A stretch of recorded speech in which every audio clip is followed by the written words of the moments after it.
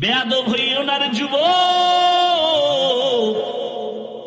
ও আল্লাহর বান্দারা, ধনী ভাইদেরকে বলবো, আপনার অর্থের মধ্যে গরিবের হক যথাযথ আদায় করবেন। সন্তানের হক, স্ত্রীর হক, প্রতিবেশীর হক আদায় করবেন। আল্লাহ আপনার সম্পদ জীবনে নষ্ট করবেন না, আল্লাহ আরো বাড়ায় দিবেন।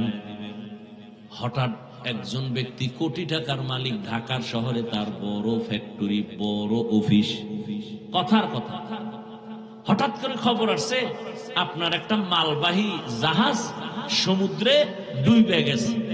ওই লোকটা ঢাকা বইয়া শুই না বলে, আল্লাহর কসম আমার মালবাহী জাহাজ ডুবে নাই। অবশ্যই ডুবছে, অবশ্যই ডুবে নাই, কসম আল্লাহ। কথা এবার চোখে দেখো, যাও খবর টবর নিয়ে দেখো অন্য জাহাজ ডুবছে, এইটা ডুবে নাই। এখনকার ভাই তুমি না দেখে কসম খাইলে কেমন? রসুলের তাবিজ লাগেন না আছে আমার ভিতরে। রসুলের তাবিজ কি? যারা যাকাত দিবে ঠিক মতো তাদের মাল আল্লাহ ফেরেশতা দিয়া হেফাজত করবেন। আমি পাই পাই করে হিসাব করে যাকাত দেই, আল্লাহ আমারটা নষ্ট করবেন না। সাহাবী ফজরের নামাজ পড়ে একটু রেস্ট নিয়া বাজারে গেছেন, হঠাৎ করে খবর আসছে তোমার বাড়ির মধ্যে আগুন লাগছে, আরো বাড়ি পুড়তেছে। সাহাবী কসম খাইয়া কয়, আল্লাহর কসম আমার ঘরে আগুন লাগে নাই। পুরো গ্রাম শেষ, তোমার ঘরে লাগে না, কথা কসম লাগে নাই। খোঁজ নিয়ে দেখে ডানের বাড়ি নাই, আগুনে শেষ, বামেরটাও নাই, আগুনে শেষ। সাহাবীর বাড়ি এখনো পিওর ভাবে অক্ষত। দৌড়াইছে, ভাই তুমি কসম খাইলে কেমনে? রসুলের তাবিজ লাগানো আমার। ফজরের পরে মাগরিবের পরে রসুল বলছেন এই দোয়াটা পড়লে আল্লাহ ফেরেশতা দিয়ে তার বাড়িঘর হেফাজত করবে। ও আমার যুবক বাবারা, বৃদ্ধ বাবাজিরা, পর্দার আড়ালের মা বোনেরা, গরিবের সাথে খারাপ আচরণের দ্বারা কি হয়? ওই নেয়ামত পাইছিল একটা নেককারিনী বিবি, পাইয়া স্বামীর আচরণ খারাপ, আল্লাহ তার নেয়ামত ছিনায় নিলেন। সায়েলকে ধমক দেওয়া যাবে না। এরে আম্মা জান, ও যুবক বাবারা, আল্লাহর দেওয়া সম্পদ আল্লাহর পথে দাও। যা পারো, 1 টাকা পারো, 8 আনা পারো, মাদ্রাসায় দাও, মসজিদে দাও। আমি হাফিজুর রহমান মাওলানা হইয়া যত সওয়াব আল্লাহ দিবেন, আমারে যারা লেখাপড়ার জীবনে কিতাব দিছেন, জামা দিছেন, টাকা পয়সা মোহব্বতে হাদিয়া দিছেন, তারা আলেম না হইলেও আল্লাহর পক্ষ থেকে আমার সমপরিমাণ বরকত পেয়ে যাবে। অতএব আমি আপনাদের কিন্তু একবারও এতক্ষণ বয়ানে বলি না আপনারা সবাই আমার মতো হুজুর হইয়া যান। একবারও বলি না আপনারা স্কুল ছেড়ে, কলেজ ছেড়ে মাদ্রাসায় যান, তাবলিগে যান, পীরের কাছে যান। বরং আমি শেষ 2-4 মিনিট বলে যাই, যুবক বাবারা, স্কুলে পড়ো আলহামদুলিল্লাহ, কলেজে পড়ো আলহামদুলিল্লাহ, ও চাকরিজীবী ব্যবসায়ীরা চাকরি করেন, ব্যবসা করেন, দোয়া করে গেলাম। স্কুলে পড়েন, ডাক্তার হন, প্রফেসর হন, ইঞ্জিনিয়ার হবেন, বাধা নাই, দোয়া করে গেলাম। তবে একটা অনুরোধ করলাম, ডাক্তার হইয়েন, বেয়াদব হইয়েন না। ইঞ্জিনিয়ার হবেন, বেয়াদব যেন না হন, সাবধান। বলবেন হাফিজ ভাই এটা কেমন কথা? ডাক্তার হব, ইঞ্জিনিয়ার হব, বেয়াদব হব না। কথার ব্যাখ্যা হলো 3 জায়গায় বেয়াদবি করবা না, করলেই মরার আগে জীবন পঙ্গু। 1 নাম্বার জায়গা পিতামাতা, মা বাবার সাথে বেয়াদবি করলে জীবন ধ্বংস, কোনো সন্দেহ নাই। 2 নাম্বার জায়গা শিক্ষক। আমি হাফিজুর রহমানের মা বাবায় দোয়া করছেন, আল্লাহ সম্মান দিছেন, কিন্তু আমি যে বয়ান করি আমার মা বাবায় বসাই আমারে বয়ান শিখায় নাই, আমাকে বয়ান শিখাইছেন আমার শিক্ষক, আমার উস্তাদরা। কথা ঠিক না? অতএব শিক্ষকের অবদান অনেক বেশি। আর 3 নাম্বার জায়গা উলামায়ে কেরাম, মুরব্বী, এদের দোয়া আর নেক নজরের দ্বারা আল্লাহ পাক কথার মধ্যে আকর্ষণ বাড়ায় দিছেন। কারণ আল্লাহর ওলি যারা, আল্লাহর পেয়ারা বান্দা, মুত্তাকি যারা, তাদের নজরে পাওয়ার আছে, কথায় পাওয়ার আছে। এজন্য যারা আলেম ওলামার সাথে বেয়াদবি করে এরা মরার আগেই ধ্বংসের পথে চলে যায়, চরিত্রের আর ভালাই হয় না। ও যুবক বাবা, এবার চিন্তা করে এটা কেমন করে সম্ভব। ডানে বামে একটু চোখ বুলাইয়া দেখো, তোমার মতো কত যুবক স্কুলে পড়ে, কলেজে পড়ে, 5 বেলার নামাজও পড়ে, সত্য কথা সাক্ষী দাও আছে না নাই? আর কোনো ওয়াজের দরকার নাই। নিজের বিবেকরে জিজ্ঞাসা করো, তোমার কপালে কার অভিশাপ লাগছে, তুমি কেন পারো না? কোনো ওয়াজের দরকার নাই, শুধু এই 1 মিনিটের ওয়াজটা কাজে লাগাও। তোমার মতো যুবক RAB, army, police, BDR, general লাইনের মানুষ রাস্তায় গাড়ি চালায়, নামাজ পড়ে, জমিনে কৃষিকাজ করে, নামাজ পড়ে। তোমার মতো জেনারেল লাইনের বান্দা কলেজে পড়ে, পাগড়ি মাথায়, ঢাকা কলেজে গিয়া দেখো, বড় দাড়ি বড় জামা পরে কলেজে ক্লাস করে। বলো তুমি কেন পারো না? তোমার মতো যুবক জেনারেল লাইনের শ্রমিকের কাজ করে, নামাজ ছাড়ে না। বলো তুমি কেন পারো না? তোমার মতো যুবক জেনারেল লাইনে থাকিয়া জীবনে মাদ্রাসায় যায় নাই, আলিম পাতাও পড়ে নাই, এমন যুবক সন্তান দাড়িওয়ালা নামাজি, ব্যবসা করে, চাকরি করে, ওসি, ডিসিএসপি, এমপি, মন্ত্রী নাই। তোমার কপালে কার বরদোয়া লাগছে বলো? তোমার কপালে অবশ্যই কারো বরদোয়া লাগছে, না হয় তুমি পারো না কেন? হেডম দেখাও। কিসের হেডম? কপাল পুড়ে গেছে, কপাল পুড়েছে, কিসের হেডম দেখাও? তোমার উপরে মা বাবার বরদোয়া লাগছে, না হয় শিক্ষকের বরদোয়া লাগছে, না হয় কোনো আল্লাহর ওয়ালির বরদোয়া লাগছে। কারণ পয়গম্বর বলেন, বাইনাল আব্দি ওয়া বাইনাল কুফরি তারকুস সালাহ। মুমিন আর বেঈমানের মাঝখানে ব্যবধান নামাজ। বেঈমানেরা নামাজ পড়ে না, মুমিন যারা নামাজ ছাড়ে না। ও নবীর আশিক, কত যুবকের ব্যবহার দেখলে মনে হয় রুমাল দিয়ে তার পা মুছে দেই, সালাম দেয়, কত বিনয়ী হইয়া কথা বলে। ও যুবক, দাড়ি রাখো না কেন? কার হুজুর দরকার, দোয়া কইরেন, চেষ্টা করব, দোয়া কইরেন, চেষ্টা করব। আরে আর্মিতে চাকরি করে, এখন তো পাওয়ার খুব ভালো। সেদিন এক যুবক আইসা মসজিদে দেখা করে, হুজুর দোয়া করবেন। আর্মির চাকরি এই 2-3 মাস আগে ছেড়ে দিয়েছি। কেন? বলে বারবার আমাকে মানসিক টর্চার করা হয়, দাড়ি কেটে ফেল। আমি বললাম চাকরি ছেড়ে দিলাম, দাড়ি ছাড়বো না। কি দোয়া করবো কও? যুবক কয়, হুজুর দোয়া করবেন আল্লাহ যেন হালাল রিজিকের রাস্তা খুলে দেন। ইয়া আইয়ুহাল্লাযীনা আমানুত্তাকুল্লাহ ওয়া যারু মা বাকিয়া মিনার রিবা ইন কুনতুম মুমিনিন ফাইন লাম তাফআলু ফাযানু বিহারবিম মিনাল্লাহি ওয়া রাসূলিহি। মুমিন যদি হয়ে থাকো, সুদের থেকে নিজেরে বাঁচাও, আল্লাহর ভয়। তেরামি করে যদি ওই পথে যাও, রেডি থাক, আমি আল্লাহ তোর সাথে যুদ্ধ করার জন্য রেডি। সূরা বাকারা 272 নম্বরের আয়াত, আগে পিছনে সবগুলোর ব্যাখ্যা মোবাইলে ডাউনলোড করে পড়েন। হুজুরদের উপরে অন্ধের মতো বিশ্বাসের দরকার নাই। মোবাইল খুলে বাংলা কোরআন ডাউনলোড করেন, সূরা বাকারার 275 নম্বর আয়াতের টোটাল পৃষ্ঠার বাংলা তরজমার ব্যাখ্যা দেখেন। সম্মানিত সুদখোরদেরকে আল্লাহ কি বলছেন? সম্মানিত বলতে হবে না? হ্যাঁ, কারণ যত বড় ভিআইপি তত বড় মদখোর, যত বড় ভিআইপি তত বড় সুদখোর। নাহলে এদেশে ভিআইপি হওয়া যায় না তো। আল্লাহ হেদায়াত দান করে। হায় হায়, আর আয়াত আল্লাহ বলেন, ওয়ানুনাজ্জিলু মিনাল কুরআনি মা হুয়া শিফাء ওয়া রাহমাতুল লিল মুমিনিন।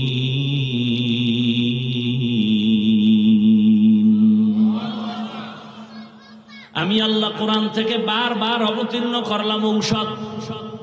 কি ঔষধ সেবন করে সুস্থ মানুষ না অসুস্থ? তাহলে দুনিয়ার সব মানুষ অসুস্থ। আল্লাহ কয় অসুস্থতার রোগীর জন্য ঔষধের নাম কোরআন। ওয়ানুনাজ্জিল, আমি বারবার অবতীর্ণ করেছি ঔষধ। মুমিনের জন্য কোরআন বড় এক রহমতের চাদর।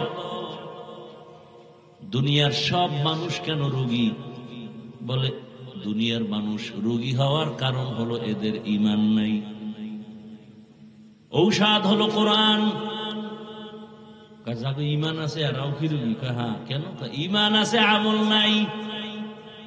এরকম ঈমানদারের দুনিয়ায় নাই। তাহলে বোঝা গেল তার আমল না থাকার রোগী। ঔষধ কোরআন।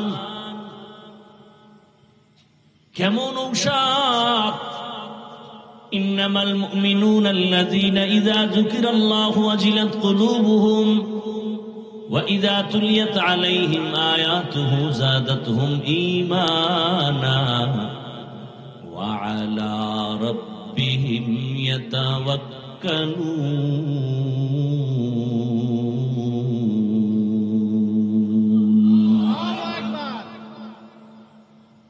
খাঁটি মুমিনের পরিচয় দুইটা। তেলাওয়াত শুনলে তার ঈমান বাড়বে, তাজা হবে। আর আল্লাহর নামের জিকির যখন চলবে, কলবের মধ্যে ঝালঝালা শুরু হবে, কম্পন শুরু হবে।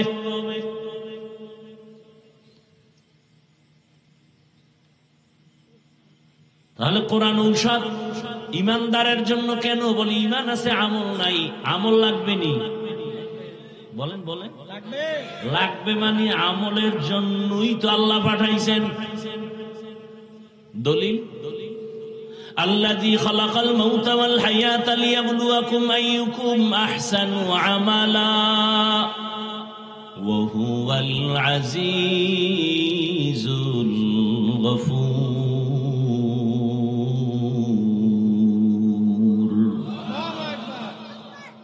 আল্লাহ কয় আমি মানুষ বানাবার কারণ কি? পরীক্ষা করে দেখবো কারা উত্তম আমল করে।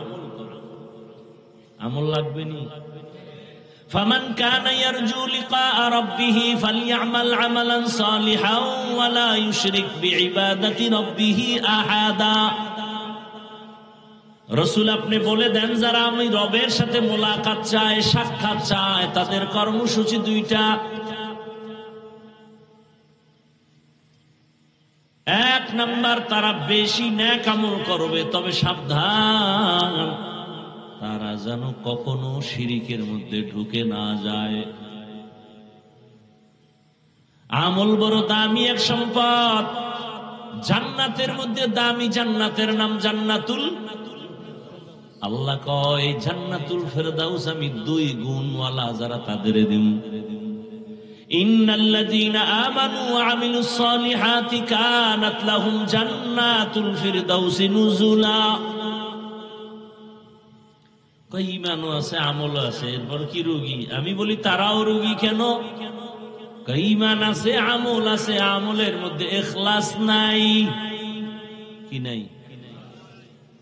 ওয়ামা উমিরু ইল্লা লিয়াবুদুল্লাহা মুখলিসিনা লাহুদ্দীন।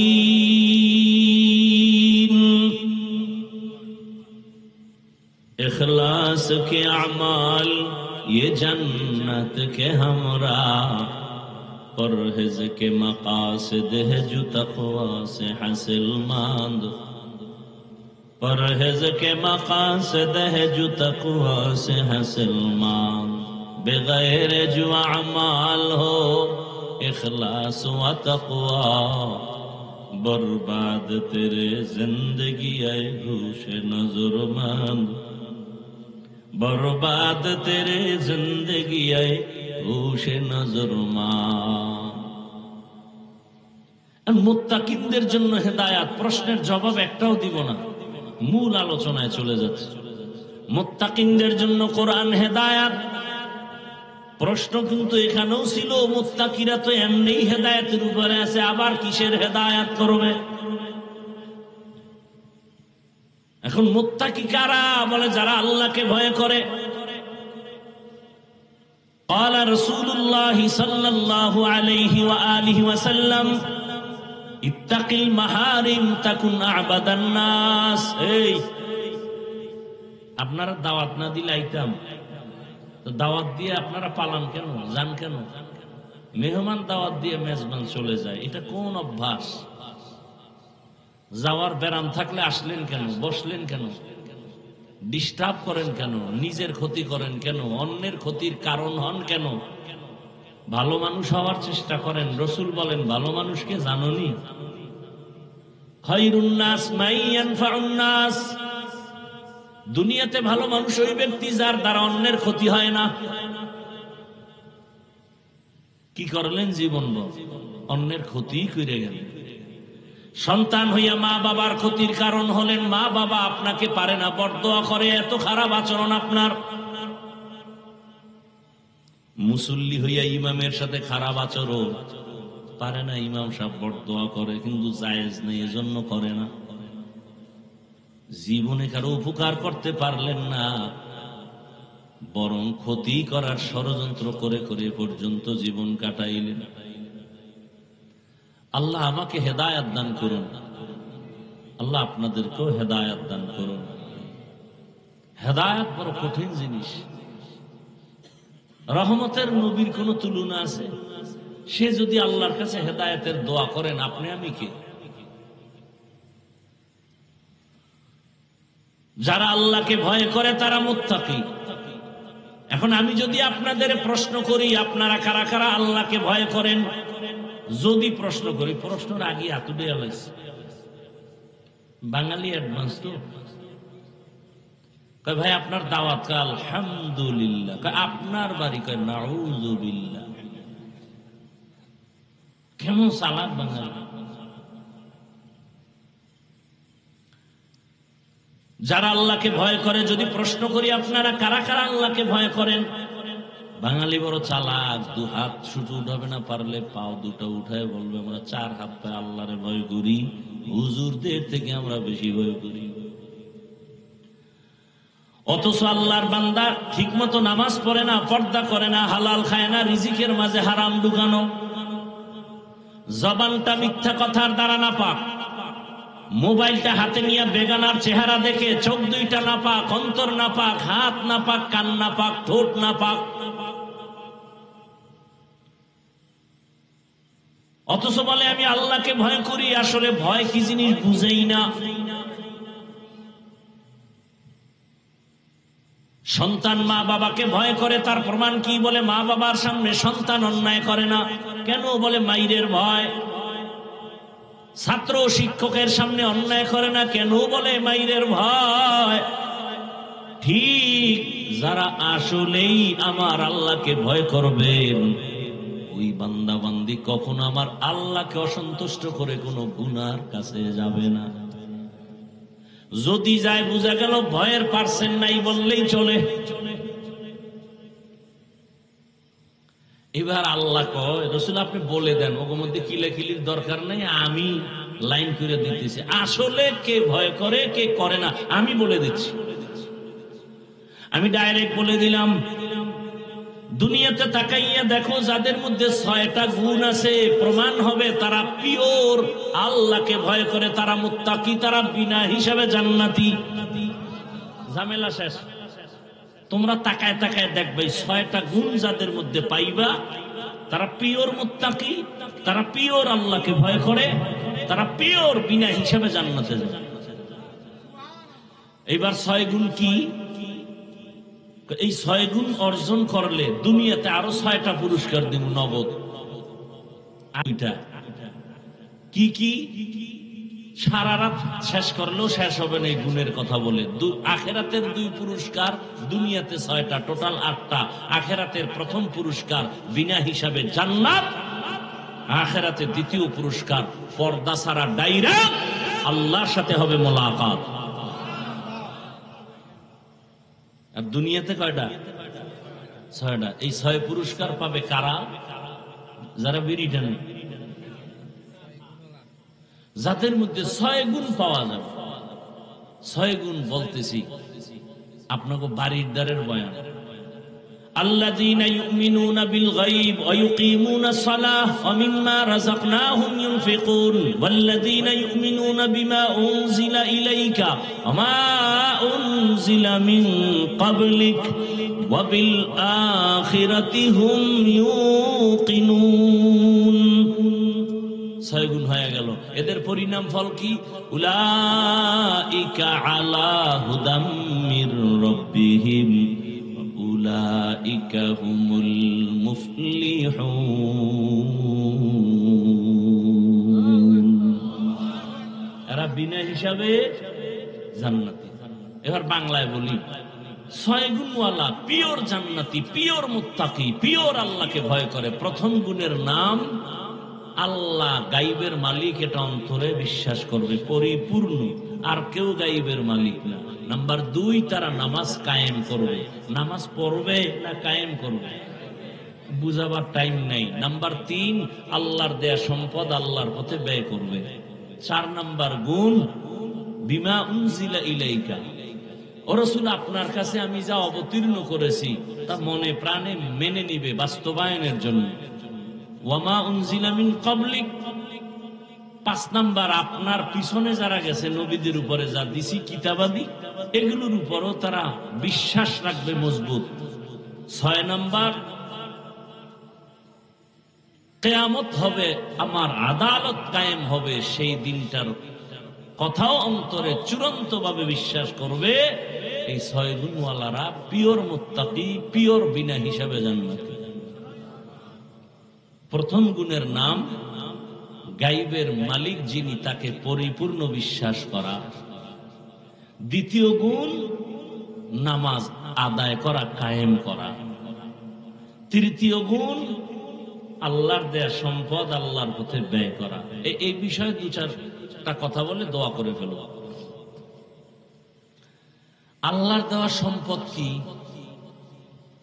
কই যে আপনি বাড়ি উঠাইছেন, এটা আল্লাহ দিছে। না, এটা তো আমরা আব্বাই দিয়ে দিছে। আল্লাহ দিল, আল্লাহ হয়তো আব্বারে দিছে, আর এটা আমার আল্লাহ দেয় না, আব্বা দিছে। আমি সহজে বলি, হারাম মাল সব বান্দার নিজের কামাই, হারাম ছাড়া সব আমার আল্লাহর পক্ষ থেকে দয়া। এই আল্লাহর দেয়া সম্পদ সব আল্লাহর পথে দেওয়া। তুমি যা কামাই করছো এটা আল্লাহর পথে দেওয়ার কোনো দরকার নাই, আল্লাহ যা দিছেন তাই। আল্লাহর দেয়া সম্পদ শুধু টাকা না, আল্লাহর দেয়া সম্পদ 2টো চক্ষু, আল্লাহর দেয়া সম্পদ 2টো হাত, আল্লাহর দেয়া সম্পদ আমার 2টো নাক, 2টো কান, 2টো পা, আল্লাহর দেয়া সম্পদ আমার বিবেক, আল্লাহর দেয়া সম্পদ আমার মা, আমার বাবা। বলে মা বাবাকে কি দিব? কয় আল্লাহর দেয়া সম্পদ দিয়ে খেদমত কর। তবে এখানে আল্লাহর দেয়া সম্পদ বলতে মালকে বোঝানো হয়েছে, জানকে না। মাল আল্লাহর পথে ব্যয় করো। আল্লাহর পথ কোনটা? যেটা অন্যের উপকার হবে, মানুষের কল্যাণে আসবে, সেটাই হলো আমার মাওলার পথ। মানুষের কল্যাণে ব্রিজ করে দাও, রাস্তা করো, কালভার্ট করো, মাদ্রাসা করো, মসজিদ করো, প্রতিষ্ঠান করো, মানুষের কল্যাণ। আল্লাহ বলেন এটি আমি খুশি। যাত্রা গান প্যান্ডেল সাজাই দিলে এটাও তো মানুষের কল্যাণ, ওরা গান শুনবে। হ্যাঁ, এতে কোনো কল্যাণ নাই। রহমতের নবী বলেন গানের আওয়াজ পাইলে কানে আঙ্গুল দে, শয়তানের আওয়াজ। ওই আওয়াজ যেখানে চলে সেখানে রহমত চলে না, আল্লাহর গজব নেমে আসে। অতএব আল্লাহর পথে ব্যয় করো। এই ব্যয় আবার 3 ভাবে করা যায়। এক, ব্যয় করা হলো যেটা আল্লাহর পক্ষ থেকে ফরজ, এর নাম যাকাত। এর নাম কি? দ্বিতীয়, ব্যয় করা ওয়াজিব, ওটাও করতে হবে, না গুনাহ হবে। যেমন ঈদের দিন সাদকা ফিতর, সাদকা ফিতর দিই আমরা। ওই যে রমাজানে ঘোষণা দিয়ে ইসলামী ফাউন্ডেশন এত টাকা করে সদকা দিতে হবে, এটা ওয়াজিব। আর বাকি সব দান হলো নফল। দান সদকা করো নফল। ফজিলত অনেক বেশি। তবে সীমাবদ্ধতার মধ্যে থেকে করতে হবে। নবীজি মসজিদে নববীতে বসে আছেন, একটা ছোট বাচ্চা এসে বলে, আমার আম্মু আমাকে পাঠাইছে একটা জামা দিবেন। নবীজি বলে, আমার গায়ে একটা জামা আছে, এটা ছাড়া আর নাই। বাচ্চা চলে গেছে, ঘুরে আবার আপনার গায়ে যেটা আছে এটা চাইছে। নবীজি কেমন হৃদয়ওয়ালা, রসুল নিজের গায়ের জামাটা খুলে দিল। বাচ্চা লয়ে গেছে, নবী খালি গায়ে বয়ে রয়েছে। বেলাল আসছে আজান দিতে, রসুলকে দেখে লজ্জায় অন্য দিয়ে গেছে। জিবরাইল আয়াত নিয়ে হাজির, সূরা বনী ইসরাইল। রহমতের নবী এত বেশি দান করবেন না যেই দানের কারণে আপনাকে লজ্জা পেতে হবে। সব দিয়ে যদি নিজে খালি হয়ে থাকেন তো লজ্জা। আবার এত পরিমাণ হাতকে আটকায় রাখবেন না যে মানুষ আপনাকে কৃপণ বলবে, এটাও বড় খারাপ।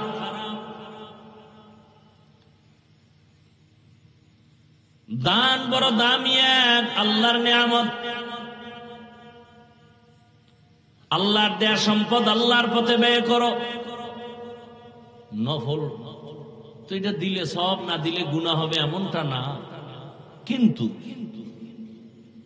যেগুলো ফরজ, যাকাত দিতে হবে, এখানেই তো সব দুর্বল।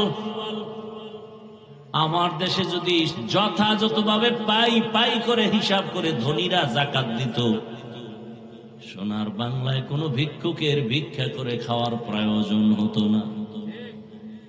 আরে কথাও মনে রাখবেন, পারলে লিখে রাখবেন, 500 টাকা দিয়ে একটা সাইনবোর্ড বানায় লিখে রাখবেন, আল্লাহর জাত ও সিফাতের কসম,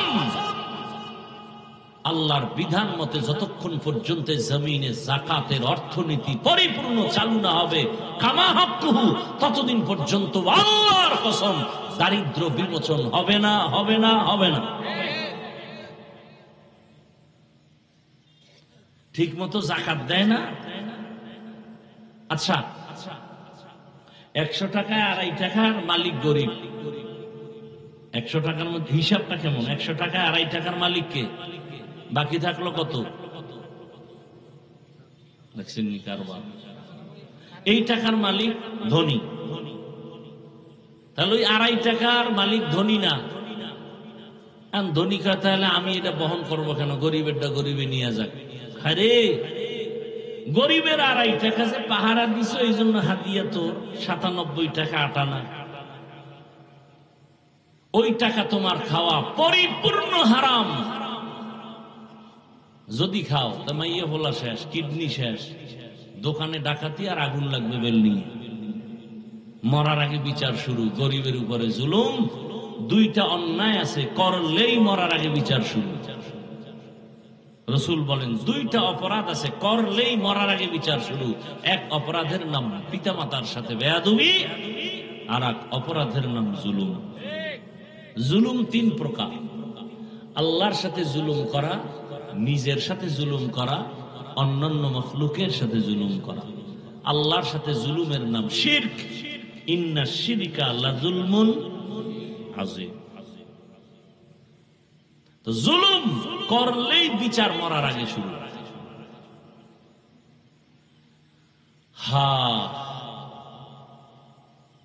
গরিবের হক 2.5 টাকা,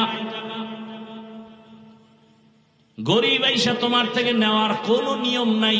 আল্লাহর ইসলামের বিধান হলো তুমি খুঁজে খুঁজে গরিবের কাছে পৌঁছাইয়া দাও। আদায় করে দিতে বলছে, দিতে বলেন, আদায় করে দাও। এবং খবরদার, আমাদের দেশের আদায় করে দোকানে লেখা যাকাতের কাপড় পাওয়া যায়, কেমন ধোঁকাবাজি। আচ্ছা, আপনাদের এলাকায় কাপড়ের দোকান আছে না? ওখানে বেশি দামেরও আছে, কম দামেরও আছে। তো ওখান থেকে কিনে দিলে হয়। নতুন করে সাইনবোর্ড কেন? যাকাতের কাপড় পাওয়া যায়, তার মানে হলো পৃথিবীর এই কোম্পানি কিয়ামতের আগে এর থেকে আর 3rd ক্লাসের কাপড় বানায়নি। কথা বুঝেননি? কেমন 3rd ক্লাসের কাপড়? মানে 1 টাইম পড়লে সদরঘাট, একবারের বেশি আর পড়ার উপায় নেই। এ বিষয়ে আমি বিস্তারিত আলোচনা রমাজানে করেছি, বিভিন্ন জায়গায় যাকাত নিয়ে আলোচনা। যারা করে না তাদের পরিণাম ফলটা কত ভয়ঙ্কর। দান সৎকা থেকে মানুষ নিজের অনেক দূরে রাখে, শুধু রাখে তাই আমাদের উপরে ট্যাক লাগায়, হুজুরেরা তো ভিক্ষা করে খায়, পরের বাড়ি খায়, পরেরটা না খায় এখন চোরায়। কেউ বুকে ছুরি ঠেকাইয়া খায়, কেউ দোকানের শাটার লক করে খায়, আর আমাদের মানুষ মোহাব্বত করে দেয়, না নিলে কষ্ট পায়। কতটা বরকত চিন্তা করেন তো। আমাদের মানুষ দেয়, খাওয়ায়, এরপর আবার মাপ চায়, হুজুর মনের মতো পারি নাই, দয়া করে মাফ করে দিবেন। আর যারা আমগো ট্যাক লাগায় বলে হুজুরেরা অন্যেরটা খায়, না রে, রসুলের স্পষ্ট হাদিস, মেহমান তার নিজেরটা খায়, তোমারটা খায় না। অতএব মেহমান আইলে শুকর আদায় করো, বরকত নিয়ে ঘরে আসছে। মেহমান কারোটা খায় না, নিজেরটা খায়, রসুলের হাদিস। মেহমানের সাথে খারাপ আচরণ করবা না। অন্যেরটা আমরা খাই না। আচ্ছা বলেন তো, যাকাত দিবে ধনী, খাবে কারা বলেন? আমাদের মাদ্রাসাগুলোতে এতিম ফান্ড আছে, অঘোষিত প্রত্যেকটা মাদ্রাসা এতিম আছে। ওলামায়ে কেরাম হিসাব করে করে করে করে যাকাতের অংশগুলো আলাদা ভাবে গরিবের দেয়। তা আল্লাহর আইনে তো গরিবরাই পাবে, গরিবরাই খায়। তবে যারা ওলামায়ে কেরাম ছাত্র কোরআনওয়ালাদের দিছেন তাদের কপাল ভালো, কিন্তু কপাল খারাপ যদি আপনার যাকাতটা অন্য জায়গায় যায়, আর এই টাকা দিয়ে কেউ গাঞ্জা খায়, বিড়ি টানে। আর কোরআনওয়ালারে দিলে ও একটা জামা বানাইবে, মশারি কিনতে পারেন, একটা মশারি কিনবে।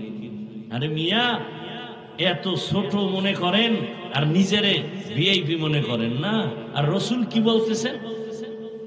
ও দয়ার মালিক, গরিবী হালাতে আমারে বাঁচাইয়া রাখো, গরিবী হালাতে মরণ দাও, কিয়ামতের ময়দানে গরিবদের সাথে হাসর করাও। রহমতের নবী বলেন, হে গরিবেরা, বড় লোকের দিকে তাকাইয়া কষ্ট পাইও না, খুশির খবর শুনো। কিয়ামতের ময়দানে ধনী লোকের 500 বছর আগে গরিব তুমি জান্নাতে যাবে। গরিব তুমি কষ্ট পাও কেন? তুমি কষ্ট পাও বলেই তো বড় লোকের বেশি বড় লোকই বানাই নেয়। না হয় রসুল বলেন, মুমিনের ঈমান চলে যাওয়ার যদি কঠিন ভয় না হতো, তো বড় লোকের আল্লাহ এত টাকা দিত যে দোতলার সিঁড়ি বানাইতো স্বর্ণ দিয়া, পিওর স্বর্ণ। পৃথিবীর ইতিহাসে আজও পর্যন্ত কেউ সিঁড়ি স্বর্ণ দিয়া পুরাটা বানায় না। আল্লাহ রসুল বলেন, এই টাকা পয়সা এই দুনিয়াদারির মশার দানা পরিমাণও দাম আল্লাহর কাছে নেই। রসুল দোয়া করলেই তো কবুল হয়ে যায়। পেটে পাথর বাঁধছেন কেন না খাইয়ে?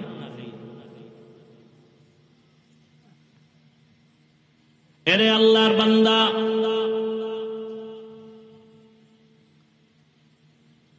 এরকম ঘটনায় জমিনে আছে, নিজে খাইতে পারে না, তারপর অন্যের দিকে হাত বাড়ায় দিছে, খাও। আল্লাহ তাআলা কুদরতের দ্বারা বরকতে দিকে বাড়ায় দিছেন। আর আমাদের হালাত, কেউ খাবে কেউ খাবে না, তা হবে না তা হবে না গান গায়ে, কিন্তু নিজে খাইয়া লইয়া ঘুমায়, অন্যের খবরও নেয় না। এমনকি মালিক পর্যন্ত নিজের ঘরের কর্মচারী খাইলো না না খাইলো খবর নাই। নিজে 8 টাকা দামের খেজুর দিয়ে ইফতারি করে, আর কর্মচারীকে ফেলে দেওয়ার মতো খানাগুলো দেয়। আজকে সৌদি আরবে যাও, গিয়ে দেখো রহমতের নবীর সে আদর্শ এখনো আছে। মালিক যেইখানে খায়, গোলাম কর্মচারী একই দস্তরখানে খাচ্ছে। সম্পদের পাহাড় গড়ে কি লাভ? ওই যে বেশি দিন হয় না, বছর 2 বছরও বোধহয় হয় নাই, ঢাকা বাড্ডা থানায় টাকাওয়ালা মারা গেছে, 2টা শিক্ষিত কুলাঙ্গার রেখে গেছে। কুলাঙ্গার, ওই 2 কুলাঙ্গার শিক্ষিত বাবা টাকা নিয়ে ঝগড়ায় লিপ্ত হয়ে গেল। 24টা ঘন্টা চলে গেল, লাশ নিয়ে দাফনেরও চিন্তা নেই। ঝগড়া 2 ভাই, বাড্ডা থানায়, ভুলে গেছে এ খবর নাই। সারা রাত মোবাইলে আকাম দেখলে এই খবর লয় খবর। ঘরে ঘরে জেনা চলে সারা রাত, চোখের জেনা, হাতের জেনা, কানের জেনা, জবানের জেনা, অন্তরের জেনা, ফ্যাক্টরি, সিনেমা হল, মোবাইল। অঘোষিত এক মরণস্ত্রের নাম মোবাইল। মরণস্ত্র, কেমন মরণস্ত্র? কাঠ খায়, ধ্বংস করে দেয়। কাঠ, একটা পোকা আছে, ওই পোকাটা কাঠ খায় ভিতর থেকে, উপরে সদরঘাট, ভিতরে কিচ্ছু নেই। ঠিক মোবাইল মানুষের জীবনকে চুষে চুষে খাচ্ছে, টের পাওয়া যাচ্ছে না। কিডনি দুর্বল, খবর নাই। হার্ট দুর্বল, খবর নাই। বলবেন হাফিজ ভাই কই পাইলে? কোন হুজুর কথার কোনো টেনশন নাই। গুগলে ঢুকো, সার্চ দাও, টাচ মোবাইল চালাইলে অঙ্গ প্রত্যঙ্গের কি কি ক্ষতি হয়, ওখানে চিকিৎসা বিজ্ঞানীরা ডিটেলস, থিওরি সহ সব কিছু দিয়ে রাখছে। দেখো, মানুষের জীবনের সুস্থতা, শুরুতেই বলছিলাম, বড় এক নেয়ামত। এই সুস্থতাকে ধ্বংস করেছে মোবাইল। মানুষের জীবনের সুস্থ থাকার এক অমূল্য নেয়ামতের নাম রাতের ঘুম। দুনিয়ার সমস্ত চিকিৎসা বিজ্ঞানী একমত, রাতের ঘুম শরীরের মহা এক ঔষধ। ধ্বংস করেছে গজবের মোবাইল।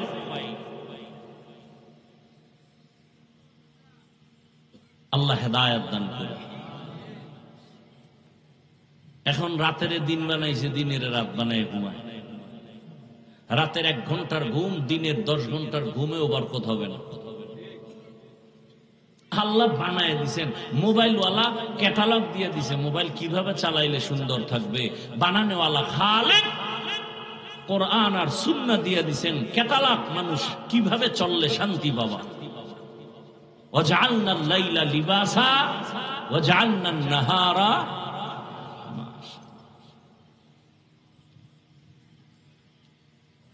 সুস্থতার জিন্দেগি জবাই করে ফেলেছে। লেখাপড়া শেষ, স্বামী স্ত্রীর মাঝখানে প্রাচীর, ঝগড়ার মোবাইল। সন্তান পিতামাতার মাঝখানে দুশ্মনী, প্রাচীর, মোবাইল। তাজা তাজা প্রাণগুলো অকালে ঝরে গেল, পেছনে সূত্র মোবাইল।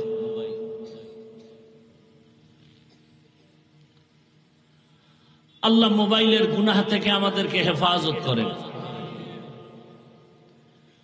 রহমতের নবী আমার মদিনাতুল মুনাওয়ারার পাশে যুদ্ধ হবে, খন্দকের যুদ্ধ। রাসূল নিজে গর্ত খনন করলেন, পরীক্ষা খননে কাজে লেগে গেলেন। সাহাবায়ে কেরাম ও রাসূলের সাথে কাজ করে, নবী নিজে কাজ করে, পাথরগুলো উঠায়। ওদিকে কঠিন রোদের তাপ, বালুকাময়, সহ্য করা যায় না। নবী নিজে কাজে নেমে গেলেন। কয়েকজন সাহাবা নবীর সামনে আসছেন, আসলে তারা মূলত সাহাবা না, অন্তরে নেফাকি ভরা। রহমতের নবীর সামনে এসে বলেন, ইয়া রাসূলুল্লাহ, একটু যদি অনুমতি দেন, রুখসত দেন, বাড়ি যাব, বা পাহারা দেওয়ার কেউ না, আমার বউ একা। আর একজনে কয়, আমার বাড়ি অসুস্থ, যেতে হবে। এভাবে অজুহাত পেশ করে। নবীর দিল রহম দিলওয়ালা, দয়ার নবী, মায়ার নবী, ছুটি দিবেন ভাব। এমন সময় জিবরাইলের আগমন। আল্লাহর আয়াত নিয়ে আসছেন, লাকাদ কানা লাকুম ফি রাসূলিল্লাহি উসওয়াতুন হাসানাহ। হে রাসূল, এদের অন্তর বড় নেফাকি ভরা, এরা মিথ্যা অজুহাত পেশ করতেছে। আল্লাহ জানায় দিলেন রহমতের নবী নিজে কাজ করেন। কেমন মায়ার নবী আমার। কিছু সময় পরে সাহাবাদের কাফেলা রসুলের সামনে এসে চোখের পানি ছেড়ে কান্না করে, ইয়া রাসূলুল্লাহ, ক্ষুধার যন্ত্রণা সহ্য করতে পারি না। জামাটা উঠাইয়া পেটটা দেখাইতেছে, পেটের মধ্যে পাথর বেঁধে রাখছে ক্ষুধা নিবারণের জন্য। নবীরে দেখায় আর কাঁদে। নবীকে মনে করছে আমি খাইয়ে লয়ে কাম করতেছি আর তোমরা কষ্ট করো।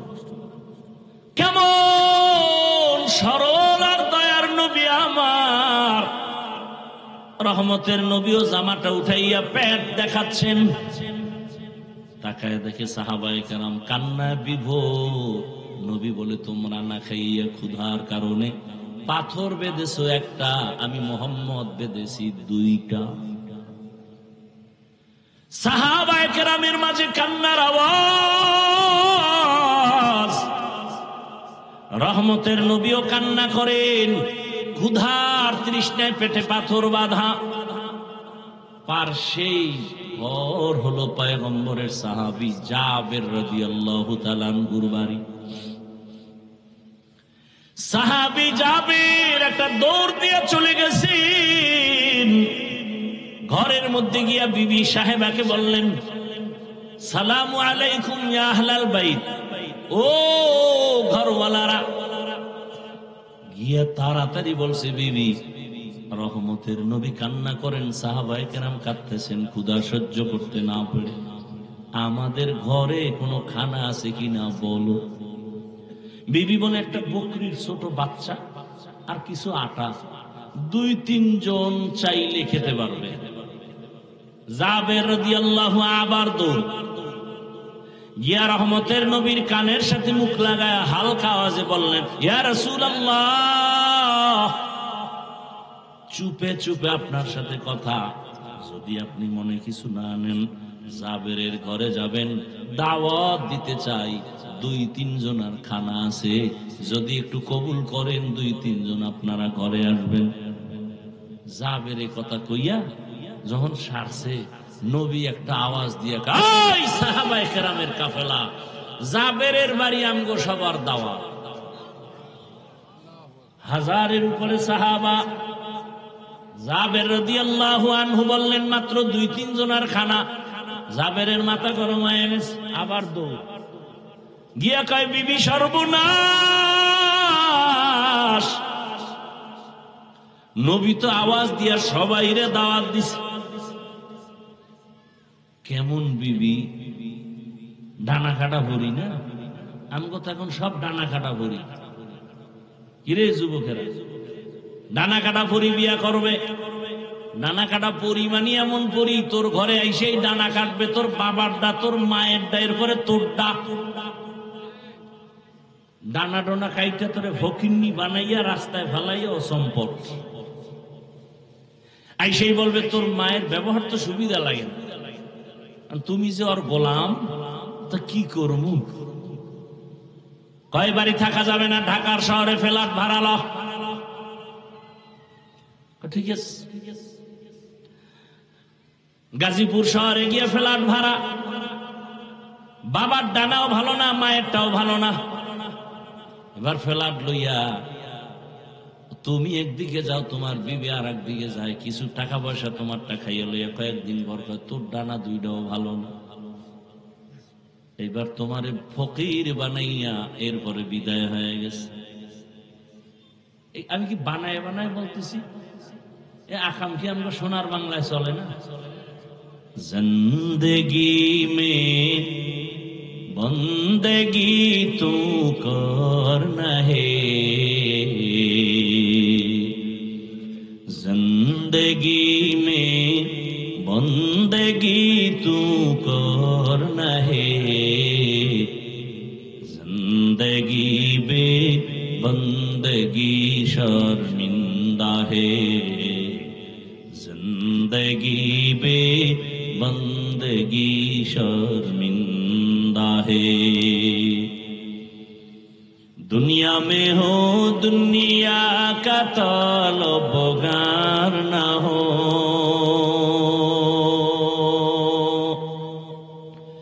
बाजार से गुजर हो खरीदार न हो,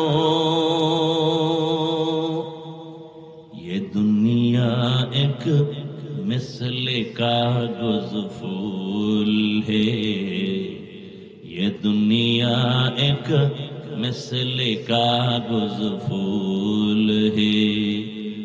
जिंदगी में बंदगी तू कर नहे, जिंदगी बे बंदगी शर्मिंदा है, जिंदगी बे बंदगी शर्मिंदा है। जिंदगी में बंदगी कुन बंदगी, बंदगी बे जिंदगी शर्मिंदगी। জাবের গিয়া বলেন, ও বিবি, রহমতের নবী সবাইকে দাওয়াত দিছে, উপায় কি?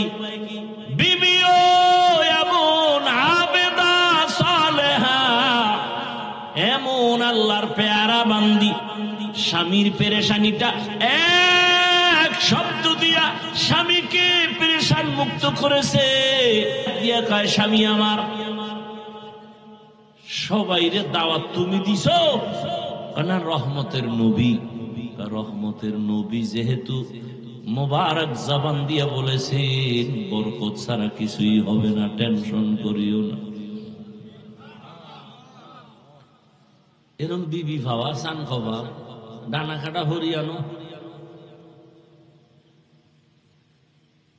যাবের আবার এবার মনের পেরেশানি কমছে, আইসে রসুলের কাছে। নবী কয়ে, যাবে টেনশন করো, যাও তোমার বিবিকে বলো বকরির বাচ্চা পাকাইয়া পাত্রে রাখবে, ঢাকনা দিয়া, রুটি বানায় ঢাকনা দিয়া রাখো, আমি রসুল এসে আমি ঢাকনা উঠাবো। নবীর সংবাদ আবার চলে গেলেন বাসায়, সংবাদ পৌঁছে দিয়েছেন, রান্না করে ঢাকনা দিয়া রাখছেন। রহমতের নবী সাহাবাদেরকে নিয়ে হাজির হয়ে গেলেন। রহমতের নবী বলেন, ওই তরকারি আর রুটির পাত্র নিয়ে আসো ঢাকনা সহ। রসুলের সামনে হাজির। নবী রুটি উঠায়, গোশত দেয়, লাইনে লাইনে সাহাবায়ে কেরাম নিতেছেন, পেট ভরে মজা করে খাইতেছেন। সব সাহাবায়ে কেরাম পেট ভরে গোশত আর রুটি খাইলেন। এরপরে রসুল বলে, যাবের, তোমার সন্তান বিবিদের নিয়ে যাও, যা আছে ভিতরে গিয়া খাওয়াইয়া দাও। যাবের বলে, আল্লাহর কসম, যেমন ভাবে নিছিলাম ওই পরিমাণ রুটি গোশত এখনো আছে। ইমামুল আউয়ালিন আল আখিরিন বহরে সাদকা রাহমাতাল লিল আলামিন। দিল থাকতে হয়, মাথা গরম, মেহমান দেখলেই মাথা গরম, ঘরে আসে আর পরও খাওয়াইতে চায় না। রসুলের আদর্শের সাহাবা এরা নাই, তারপরও মেহমান পাইলে অনেক খুশি, কারণ মেহমান আসা মানি বরকত, রিজিকের দরজা খুলে যায়। নিজে না খাইয়া অন্যের জন্য পাগল পারা হয়ে আছেন তারা, এরপরেও তারা আল্লাহর মহব্বত থেকে এক চুল পরিমাণ পিছনে ফিরে যান না। ও আল্লাহর বান্দারা, ও পর্দার আড়ালের মা বোনেরা, ও যুবক, আল্লাহ কোরআনে বলেন, খবরদার, ওয়া আম্মাস সাইলা ফালা তানহার, তোমার কাছে যদি কেউ চায়, সাইলকে ধমক দিও না, সাবধান। সাইলের কয়, এই সাইল, চাইস না, ভিক্ষা করিস না, ভালো না। আবার টাকাওয়ালারে কয়, ভিক্ষু খাইয়া যদি হাত বিছাই, ফিরাইয়া দিস না, ফিরাইয়া দেওয়া ভালো না।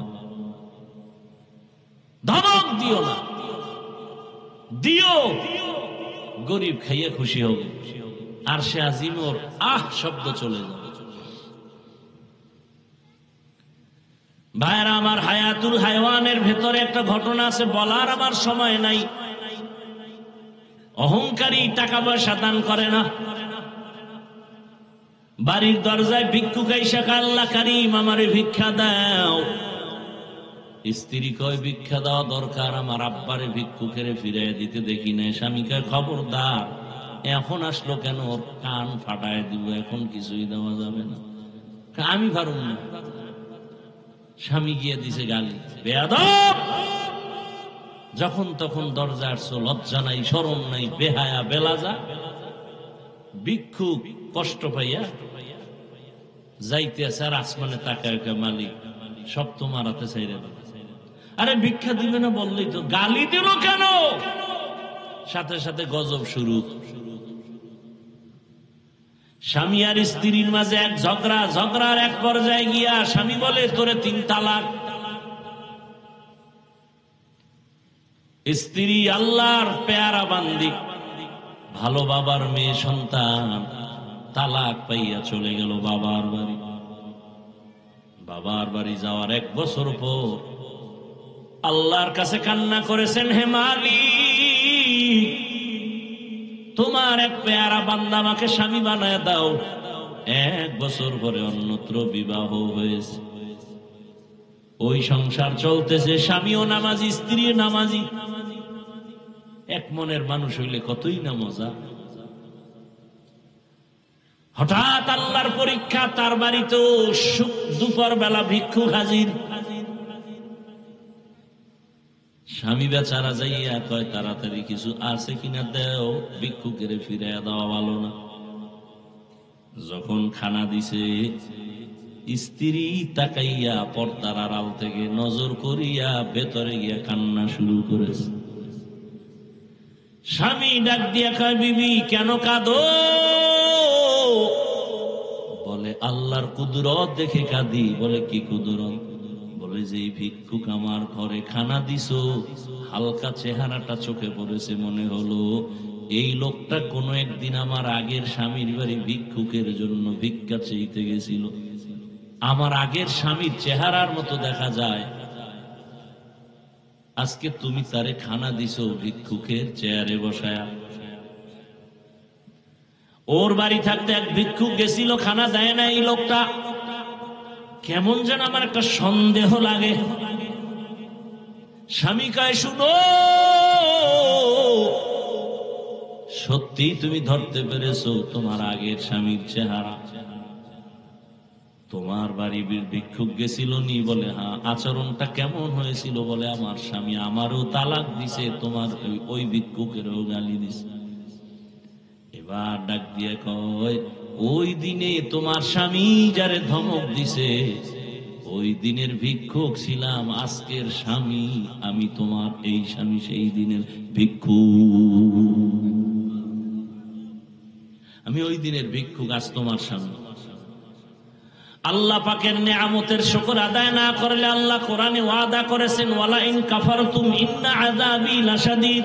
নেয়ামত ছিনাইয়া নিছেন, চাইছিলাম ভিক্ষা কিছু চাল ডাল, এখন ওই বেঈমানি করার কারণে আল্লাহ পাক এমন হাদিয়া দিছে, চাল ওয়ালা সহ দিয়ে দিছে আল্লাহ আমারে। শুধু চাল ডাল দেন না, ওই ঘরের মালিক তোমার মতো নেককারিনী ব্যক্তিটাকেও আল্লাহ আমাকে ব্যবস্থা করে দিয়েছে। আল্লাহর নেয়ামতের শুকর আদায় করো এবং হালাল পন্থায় উপার্জন করো, ব্যয় করো, বরকত আর বরকত। মুত্তাকিনদের 3 নাম্বার গুণ, আল্লাহর দেয়া সম্পদ আল্লাহর পথে ব্যয় করবে, যাকাত দিবে ঠিক মতো, নফল দান সদকা করবে। যত বেশি করবে তত সম্পদ বাড়বে।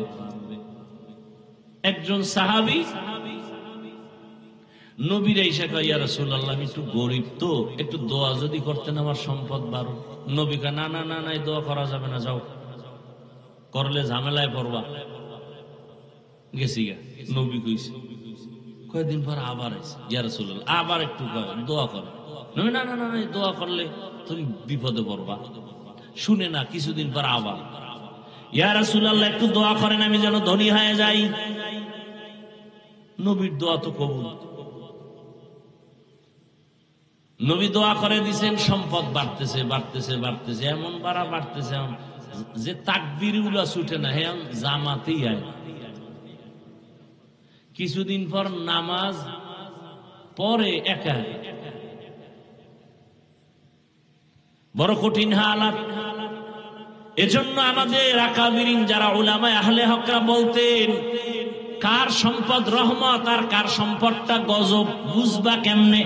যার সম্পদ হালাল ভাবে আসবে, দান সদকা করলে ভালো লাগবে, অন্তরে বাধা না, সবাই দান করবে। মনে করিও তোমার সম্পদ রহমত, তোমার সম্পদ তোমাকে ইবাদতে বাধা দেয় না, তোমার সম্পদ নামাজ নষ্ট করে না, তোমার সম্পদ তোমার জিকির নষ্ট করে না, তেলাওয়াত নষ্ট করে না, এটা তোমার জন্য রহমত।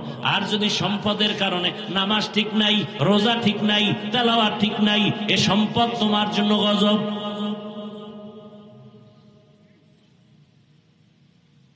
এজন্যই তো আল্লাহ বলছেন, ওয়াইলুল লিকুল্লি হুমাযাতিল লুমাযা আল্লাযী জামাআ মালান ওয়া আদ্দাদা।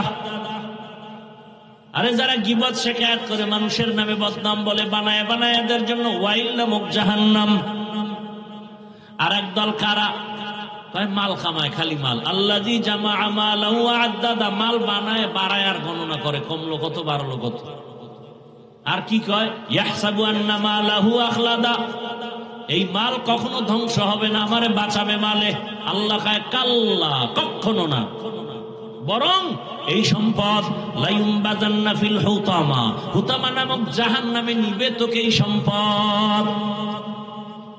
নবী জানেননি? মা আদরাকা মাল হুতামা, হুতামা নামক জাহান্নাম কেমন? আল্লাহ নিজেই জবাব দিয়া বলেন, নারুল্লাহ, আমি আল্লাহর আগুন। অর্থাৎ আমি আল্লাহ যত বড়, আমার আগুনের তাপমাত্রাও তত বড়, সহ্য করা যাবে না রে বাবা। ও আল্লাহর বান্দারা, ধনী ভাইদেরকে বলবো, আপনার অর্থের মধ্যে গরিবের হক যথাযথ আদায় করবেন। সন্তানের হক, স্ত্রীর হক, প্রতিবেশীর হক আদায় করবেন। আল্লাহ আপনার সম্পদ জীবনে নষ্ট করবেন না, আল্লাহ আরো বাড়ায় দিবেন। হঠাৎ একজন ব্যক্তি কোটি টাকার মালিক, ঢাকার শহরে তার বড় ফ্যাক্টরি, বড় অফিস, কথার কথা, হঠাৎ করে খবর আসছে আপনার একটা মালবাহী জাহাজ সমুদ্রে ডুবে গেছে। ওই লোকটা ঢাকা বইয়া শুই না বলে, আল্লাহর কসম আমার মালবাহী জাহাজ ডুবে নাই। অবশ্যই ডুবছে, অবশ্যই ডুবে নাই, কসম আল্লাহ। কথা এবার চোখে দেখো, যাও খবর টবর নিয়ে দেখো, অন্য জাহাজ ডুবছে, এইটা ডুবে নাই। এখনকার ভাই তুমি না দেখে কসম খাইলে কেমন? রসুলের তাবিজ লাগাননি আছে আমার ভিতরে। রসুলের তাবিজ কি? যারা যাকাত দিবে ঠিক মতো তাদের মাল আল্লাহ ফেরেশতা দিয়া হেফাজত করবেন। আমি পাই পাই করে হিসাব করে যাকাত দেই, আল্লাহ আমারটা নষ্ট করবেন না।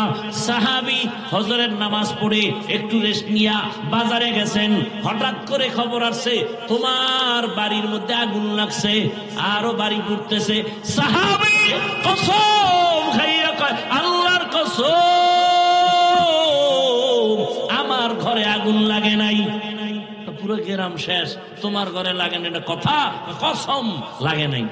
খোঁজ নিয়ে দেখে ডানের বাড়ি নাই, আগুনে শেষ, বামেরটাও নাই, আগুনে শেষ। সাহাবীর বাড়ি এখনো পিওর ভাবে অক্ষত। দৌড়াইছে, ভাই তুমি কসম খাইলে কেমনি? রসুলের তাবিজ লাগানো আমার। ফজরের পরে, মাগরিবের পরে রসুল বলছেন এই দোয়াটা পড়লে আল্লাহ ফেরেশতা দিয়া তার বাড়িঘর হেফাজত করবে।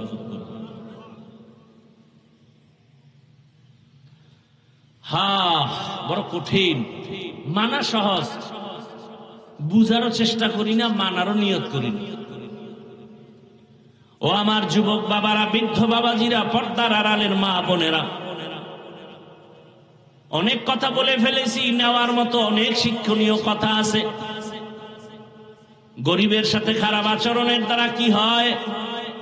ওই নিয়ামত পাইছিল একটা নেককারিনী বিবি পাইয়া স্বামীর আচরণ খারাপ, আল্লাহ তার নিয়ামত ছিনায় নিলেন। সাহেলকে ধমক দেওয়া যাবে না। এরে আম্মা জান, ও যুবক বাবারা, আল্লাহর দেওয়া সম্পদ আল্লাহর পথে দাও।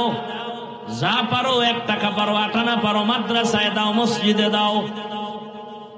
আমি হাফিজুর রহমান মাওলানা হইয়া যত সওয়াব আল্লাহ দিবেন, আমারে যারা লেখাপড়ার জীবনে কিতাব দিছেন, জামা দিছেন, টাকা পয়সা মহব্বতে হাদিয়া দিছেন, তারা আলেম না হইলেও আল্লাহর পক্ষ থেকে আমার সমপরিমাণ বরকত পেয়ে যাবে।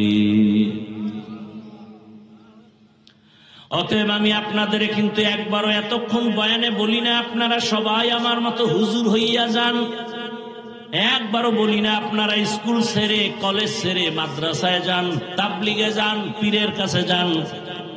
বরং আমি শেষ 2-4 মিনিট বলে যাই, যুবক বাবারা, স্কুলে পড়ো আলহামদুলিল্লাহ, কলেজে পড়ো আলহামদুলিল্লাহ, ও চাকরিজীবী ব্যবসায়ীরা চাকরি করেন, ব্যবসা করেন, দোয়া করে গেলাম। স্কুলে পড়েন, ডাক্তার হন, প্রফেসর হন, ইঞ্জিনিয়ার হবেন, বাধা নাই, দোয়া করে গেলাম। তবে একটা অনুরোধ করলাম, ডাক্তার হইয়েন, বেয়াদব হইয়েন না। ইঞ্জিনিয়ার হবেন, বেয়াদব যেন না হন, সাবধান। বলবেন হাফিজ ভাই এটা কেমন কথা? ডাক্তার হব, ইঞ্জিনিয়ার হব, বেয়াদব হব না। কথার ব্যাখ্যা হলো 3 জায়গায় বেয়াদবি করবা না, করলেই মরার আগে জীবন পঙ্গু। 1 নাম্বার জায়গা পিতামাতা, মা বাবার সাথে বেয়াদবি করলে জীবন ধ্বংস, কোনো সন্দেহ নাই। 2 নাম্বার জায়গা শিক্ষক। আমি হাফিজুর রহমানের মা বাবায় দোয়া করছেন, আল্লাহ সম্মান দিছেন, কিন্তু আমি যে বয়ান করি আমার মা বাবায় বসাই আমারে বয়ান শিখায় নাই, আমাকে বয়ান শিখাইছেন আমার শিক্ষক, আমার উস্তাদরা। কথা ঠিক না? অতএব শিক্ষকের অবদান অনেক বেশি। আর 3 নাম্বার জায়গা উলামায়ে কেরাম, মুরব্বী। এদের দোয়ার নেক নজরের দ্বারা আল্লাহ পাক কথার মধ্যে আকর্ষণ বাড়ায় দিছেন।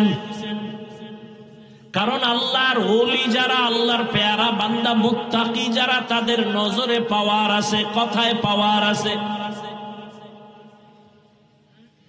এজন্য যারা আলেম ওলামার সাথে বেয়াদবি করে, এরা মরার আগেই ধ্বংসের পথে চলে যায়, চরিত্রের আর ভালাই হয় না। ও যুবক বাবা, এবার চিন্তা করে এটা কেমন করে সম্ভব? ডানে বামে একটু চোখ বুলাইয়া দেখো, তোমার মতো কত যুবক স্কুলে পড়ে, কলেজে পড়ে, 5 বেলার নামাজও পড়ে, সত্য কথা সাক্ষী দাও আছে না নাই? আর কোনো ওয়াজের দরকার নাই। নিজের বিবেকরে জিজ্ঞাসা করো, তোমার কপালে কার অভিশাপ লাগছে, তুমি কেন পারো না? কোনো ওয়াজের দরকার নাই, শুধু এই 1 মিনিটের ওয়াজটা কাজে লাগাও। তোমার মতো যুবক RAB, army, police, BDR, general লাইনের মানুষ রাস্তায় গাড়ি চালায়, নামাজ পড়ে, জমিনে কৃষিকাজ করে, নামাজ পড়ে। তোমার মতো জেনারেল লাইনের বান্দা কলেজে পড়ে, পাগড়ি মাথায়, ঢাকা কলেজে গিয়া দেখো, বড় দাড়ি, বড় জামা পরে কলেজে ক্লাস করে। বলো তুমি কেন পারো না? তোমার মতো যুবক জেনারেল লাইনের শ্রমিকের কাজ করে, নামাজ ছাড়ে না। বলো তুমি কেন পারো না? তোমার মতো যুবক জেনারেল লাইনে থাকিয়া জীবনে মাদ্রাসায় যায় নাই, আলিম পাতাও পড়ে নাই, এমন যুবক সন্তান দাড়িওয়ালা, নামাজি, ব্যবসা করে, চাকরি করে, ওসি, ডিসিএসপি, এমপি, মন্ত্রী নাই। তোমার কপালে কার বরদোয়া লাগছে বলো? তোমার কপালে অবশ্যই কারো বরদোয়া লাগছে, না হয় তুমি পারো না কেন? হেডম দেখাও। কিসের হেডম? কপাল পুড়ে গেছে, কপাল পুড়েছে, কিসের হেডম দেখাও? তোমার উপরে মা বাবার বরদোয়া লাগছে, না হয় শিক্ষকের বরদোয়া লাগছে, না হয় কোনো আল্লাহর ওলির বরদোয়া লাগছে। কারণ পয়গম্বর বলেন, বাইনাল আবদি ওয়া বাইনাল কুফরি তারকুস সালাহ। মুমিন আর বেঈমানের মাঝখানে ব্যবধান নামাজ। বেঈমানেরা নামাজ পড়ে না, মুমিন যারা নামাজ ছাড়ে না। ও নবীর আশিক, কত যুবকের ব্যবহার দেখলে মনে হয় রুমাল দিয়ে তার পা মুছে দেই, সালাম দেয়, কত বিনয়ী হইয়া কথা বলে। ও যুবক, দাড়ি রাখো না কেন? কয় হুজুর দরকার, দোয়া কইরেন, চেষ্টা করব, দোয়া কইরেন, চেষ্টা করব। আরে আর্মিতে চাকরি করে, এখন তো পাওয়ার খুব ভালো। সেদিন এক যুবক আইসা মসজিদে দেখা করে, হুজুর দোয়া করবেন। আর্মির চাকরি এই 2-3 মাস আগে ছেড়ে দিয়েছি। কেন? বলে বারবার আমাকে মানসিক টর্চার করা হয়, দাড়ি কেটে গেল। আমি বললাম চাকরি ছেড়ে দিলাম, দাড়ি ছাড়বো না। কি দোয়া করবো কও? যুবক কয় হুজুর দোয়া করবেন আল্লাহ যেন হালাল রিজিকের রাস্তা খুলে দেয়। ভালো মানুষ নাই সব মাদ্রাসায়। এজন্য বলি ডাক্তার হও, ইঞ্জিনিয়ার হও, প্রফেসর হও, এমপি হও, মন্ত্রী হও, ওসি হও, ডিসি হও, বেয়াদব হইও না, বেয়াদব হইও না রে যুবক। আম্মা জানেরা যারা মাইকের আওয়াজ শুনতেছেন, আপনাদের সন্তানদের যত বয়ান করলাম এগুলো বাস্তবায়ন করার জন্য আপনার দোয়া ছাড়া সম্ভব হবে না। কারণ গাছ ভালো হলে ফল ভালো হবে। আম্মা জান, আপনার দোয়া থাকলে, আদর্শ ভালো থাকলে সন্তান ভালো হবে। ডিসি সাহেব ভালো, এসপি ভালো, এমপি ভালো, সব ভালোর মূলে মা ভালো। খবর নেন, এই এলাকায় আম্মা জান আপনাদের মতো কত মা এখনো আছে, বেপরদায় চলে না, মোবাইলের সময় নষ্ট করে না, নামাজ ছাড়ে না, স্বামীর মাল খেয়ানত করে না, এমন মহিলা নাই? বাকি আম্মা জানদের বলবো আপনারা কেন পারবেন না? এরে আম্মা জান, সন্তানটাকে আদর্শবান ডাক্তার বানান, আদর্শবান ইঞ্জিনিয়ার বানান। আপনার সন্তানের ব্যবহারে কোনোদিন যেন কোনো মা বাবা কষ্ট না পায়, শিক্ষকেরা কষ্ট না পায়, উলামায়ে কেরাম মুরব্বীরা কষ্ট না পায়। এমন একটা সন্তান যদি ডাক্তার বানায় যান, ওই ডাক্তারিও করবে, কোরআন তেলাওয়াত করবে, নামাজ আদায় করবে, আপনি মায়ের জন্য কান্না করে দোয়াও করবে। ও আম্মা জানেরা এখনো তাওবা করেন, পেছনের গুনাহ থেকে আল্লাহকে বলেন মনে মনে, হে মালিক, জীবনে তো মনের মতো নফসের খাহেশে গুনাহ কম করি নাই, আজ থেকে তওবা করলাম, নামাজ ছাড়বো না, বেপরদায় চলবো না, স্বামীর মাল খেয়ানত করবো না, মোবাইলে সময় নষ্ট করব না। ভালো মা, ভালো সন্তানের মা হবেন। ওই সন্তানের কারণে আপনি দোয়া পাবেন দুনিয়াতেও আখিরাতের লাইনেও। ও আমার যুবক বাবা, এখনো স্মরণ করে তওবা করেন, জীবনে কত গুনাহ করলেন মনের চাহিদা পূরণ করে। মনে চাইছে নামাজ পড়বেন না, পড়েন নাই। মনে চাইছে পার্কে যাবেন, দৌড়ায় গেছেন। মনে চাইছে সারা রাত মোবাইল চালাবেন, চালাইছেন। এখনো কি তওবা করবেন না? জানি না কার কপাল ভালো কার খারাপ। রহমতের নবীর মতো ব্যক্তিকে 13 বছর দেখেও কালেমা পড়ে না, কত বড় বেঈমান আবু জাহাল। আর 27 বছরের যুবক ওমরের মতো বান্দা রসুলকে জবাই করতে গিয়া কালেমাওয়ালা হয়ে গেল, এর নাম কপাল। জানি না এখানে ওমরের মতো মেজাজওয়ালা কপালওয়ালা কে আছে জানি না। অনুরোধ করি তওবা করেন মনে মনে, আর আল্লাহকে বলেন, হে আল্লাহ, জীবনে বহু নামাজ ছাড়লাম, বেপরদায় চললাম, ইচ্ছা মতো গুনাহ করেছি, আজকে থেকে তওবা করে নিলাম, আর নামাজ ছাড়বো না, দাড়ি কাটবো না, বেপরদায় চলবো না, মা বাবার সাথে বেয়াদবি করবো না, শিক্ষকের বরদোয়া নিব না, উলামায়ে কেরামের দোয়া নিয়া নবীজির তরিকা আদর্শ মেনে চলবো। যদি খাঁটি অন্তরে তওবা করতে পারেন, আল্লাহ দরজা খুলে দিবেন, আল্লাহ পাক আপনার সম্মান বাড়াবেন। আপনি শুধু এলাকার ডাক্তার থাকবেন না, যদি আদওয়ালা হতে পারেন, আপনি এমন ডাক্তার হবেন গোটা দেশের মানুষ মাথায় নিয়ে সম্মান করবে, মরিয়া গেল সবাই দোয়া করবে। আর যদি বেয়াদবি করে ডাক্তার হন, তাহলে তাসলিমার মতো জুতা খাইয়া বিদেশ এ দেশ ছাড়তে হবে। এমবিবিএস ডাক্তার তাসলিমা নাসরিন কিন্তু জুতার বাড়ি এমন খাওয়া খাইল, জোর লাশও বাংলার জমিনে কেউ আনতে দিবে না। এমবিবিএস ডাক্তার, কপাল কত খারাপ। এই জন্য সাবধান, আদওয়ালা জিন্দেগির বড় দাম। এজন্য রহমতের নবী বলেন, মান তাওয়াজা লিল্লাহ রাফাআহুল্লাহ। যে নিজের ছোট মনে করে, বিনয়ী হয়ে চলে আল্লাহর জন্য, আল্লাহ তার মর্যাদা বাড়ায় না। হুজুর বলে নাই, যে কেউ নম্র ভদ্র মানুষ সবাই মহব্বত করে। অতএব এখনো সময় আছে, তওবা করেন।